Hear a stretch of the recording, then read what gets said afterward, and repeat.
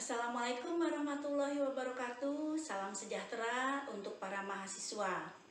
Hari ini kita akan bertemu dalam perkuliahan jarak jauh, di mana kita akan mempelajari materi mata kuliah manajemen risiko. Sebelum perkuliahan dimulai, saya akan memperkenalkan diri.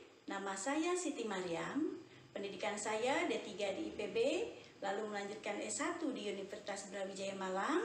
Selanjutnya saya melanjutkan S2 di Universitas Gadjah Mada.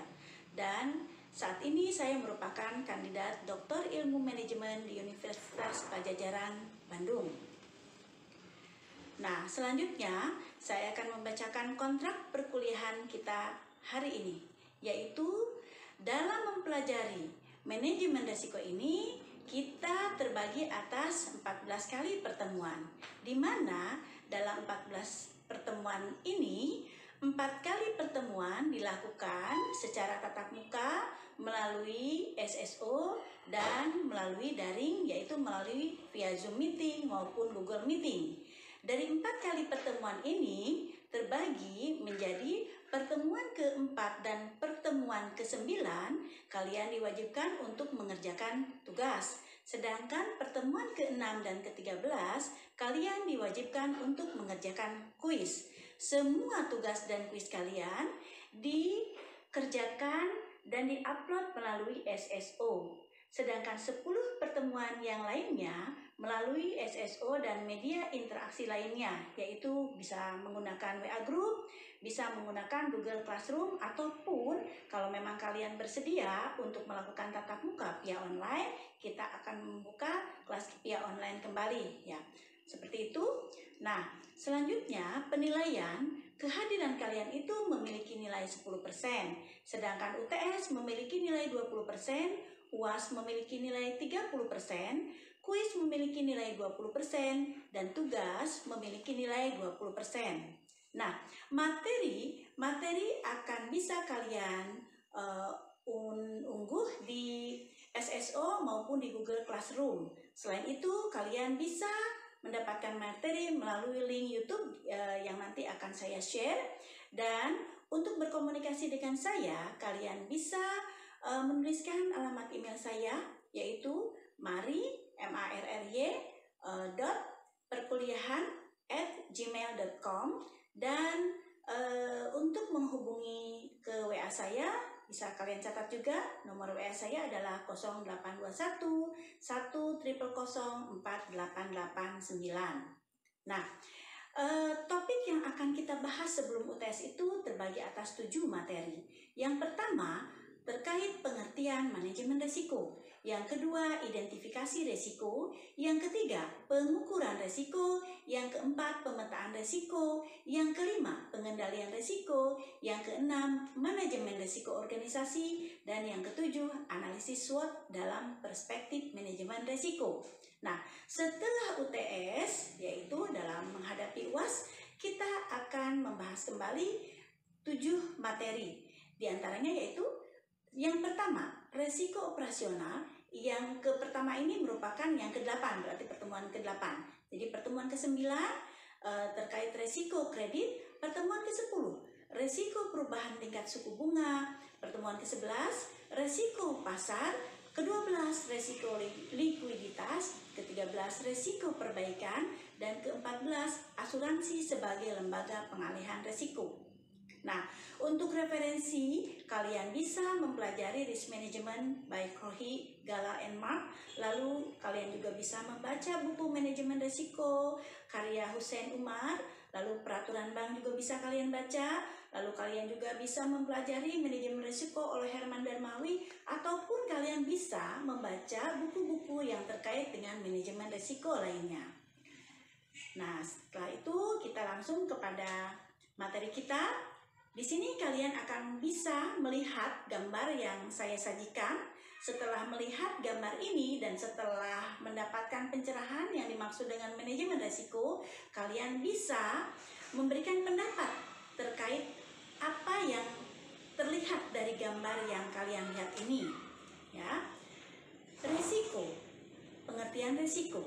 Apa sih itu pengertian resiko atau apa sih itu resiko? Nah, resiko berdasarkan pendapat daripada para penulis bahwa risiko merupakan suatu variasi dari hasil-hasil yang dapat terjadi selama periode tertentu. Itu menurut Arthur Williams dan Richard.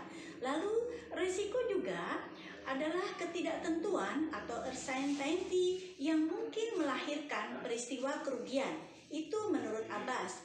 Dan yang ketiga, resiko adalah ketidakpastian atas terjadinya suatu peristiwa. Itu menurut Soekarto. Menurut Herman Darmawi, bahwa resiko merupakan penyebaran, penyimpangan hasil aktual dari hasil yang diharapkan. Dan resiko adalah probabilitas sesuatu hasil atau outcome yang berbeda dengan yang diharapkan.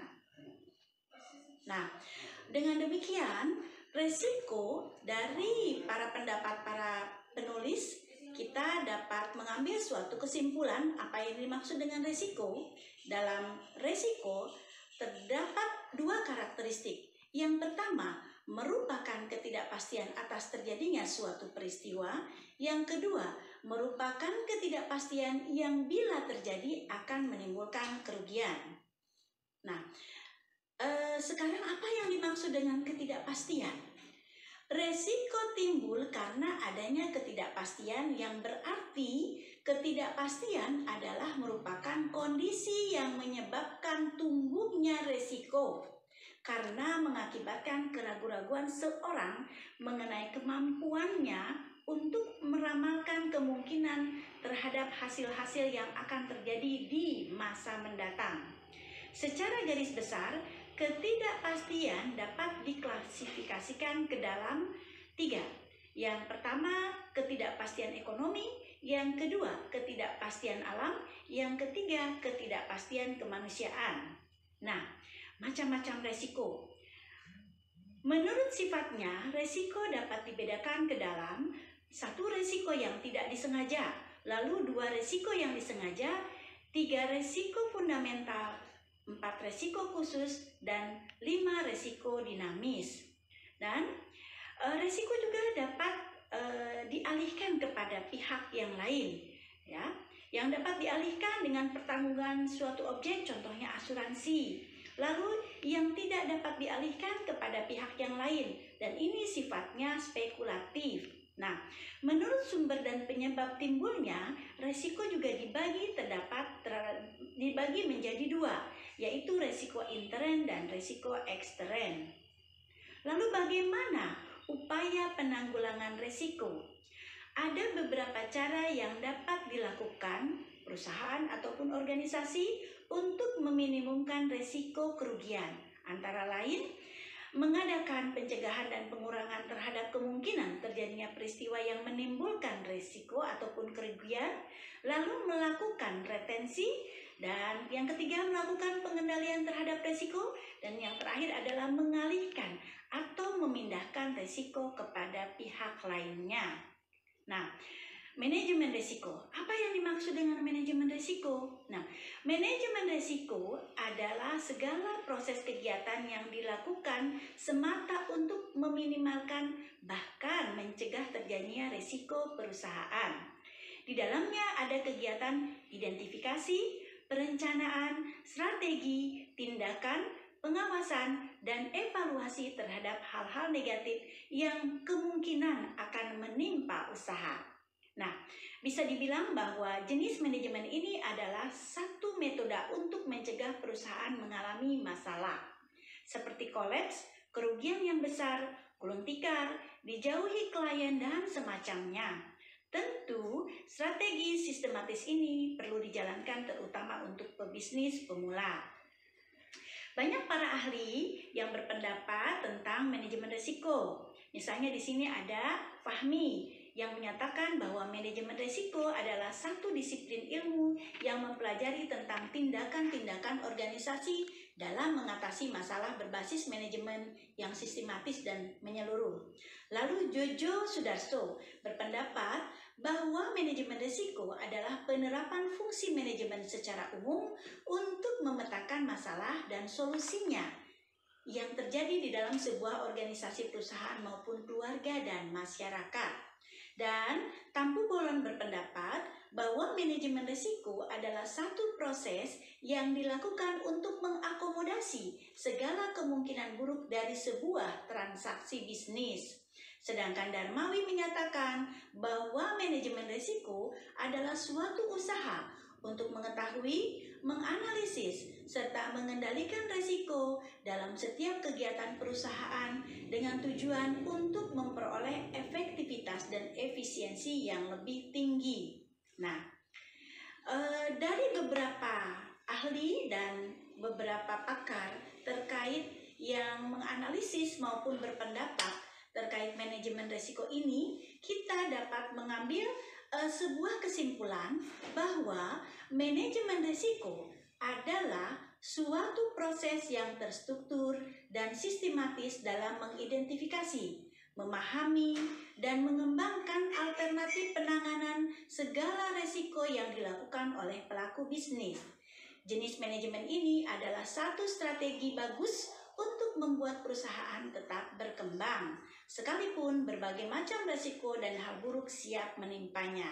Nah, dari beberapa hal yang sudah saya sampaikan, ada tugas untuk kalian. Tugas ini bisa kalian diskusikan dan jawaban daripada tugas ini bisa kalian upload ke dalam SSO. Yang pertama adalah jelaskan pengertian risiko menurut beberapa ahli. Yang kedua, sebutkan macam-macam risiko. Yang ketiga, apa manfaat manajemen risiko bagi perusahaan, individu, dan masyarakat.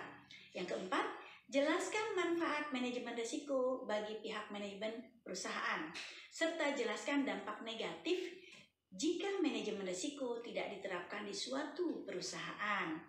Demikian materi perkuliahan sesi pertama ini saya sampaikan. Saya berharap kalian tetap semangat di tengah COVID-19 ini, tetap melakukan protap K3. Jangan lupa cuci tangan, pakai masker, dan jaga jarak. Serta saya berharap kalian tetap mengikuti perkuliahan dalam pertemuan selanjutnya.